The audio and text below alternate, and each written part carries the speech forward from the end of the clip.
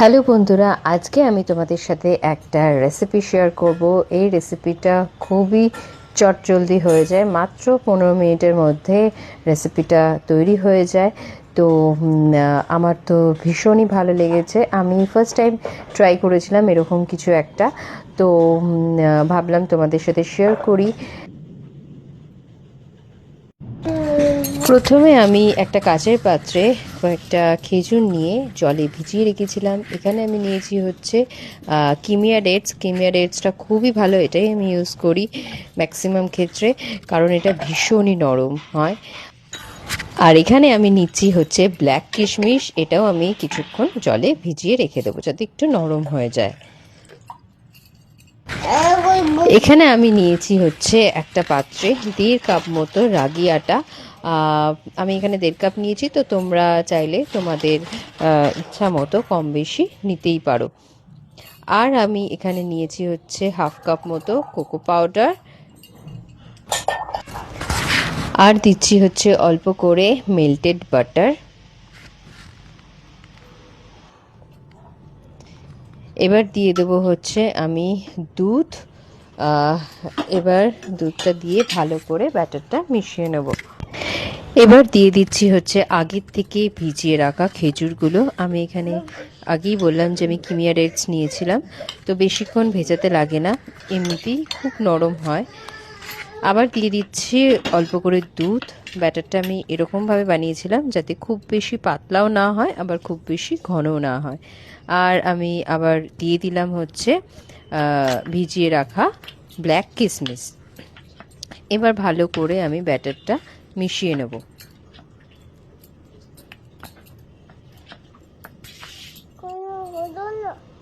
এখানে আমি আবার অল্প করে দিয়ে দিলাম একটু জাগরি পাউডার। যেহেতু আমি কোকো পাউডার দিয়েছিলাম, সেহেতু আমি বুঝতে পারছিলাম না যে মিষ্টিটা ঠিকঠাক মতো হবে কিনা, খেজুরের কোয়ান্টিটিটা ঠিক আছে কিনা।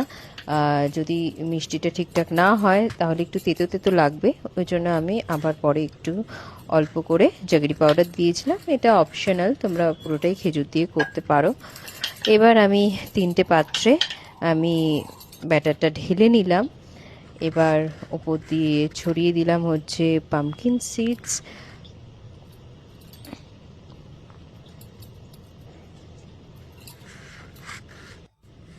আর একটু যাতে দেখতে ভালো লাগে তার জন্য ঘরে যা যা ছিল একটু ওপর দিয়ে খেজুরও ছড়িয়ে দিয়েছি, আর একটু ব্ল্যাক কিশমিশও দিয়ে দিয়েছি, আর একটা করে অ্যালমন্ডও দিয়ে দিয়েছি।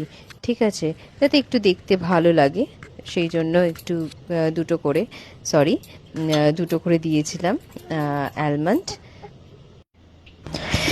এবার আমি বাটিগুলো স্টিমারে বসিয়ে দেবো।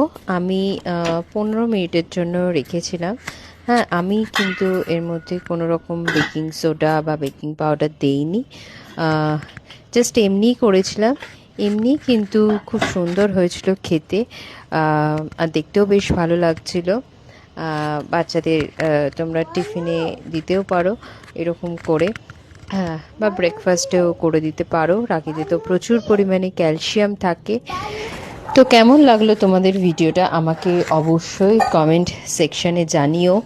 আর ভিডিওটা যদি ভালো লাগে তাহলে লাইক করো, কমেন্ট করো, ভিডিওটা শেয়ার করো যাতে অন্যরাও দেখতে পারে। টাটা।